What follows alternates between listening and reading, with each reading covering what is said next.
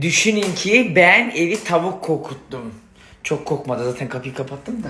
Şimdi çorbayı aldım, anneme iniyorum. Evim tavuk kokmasın en azından.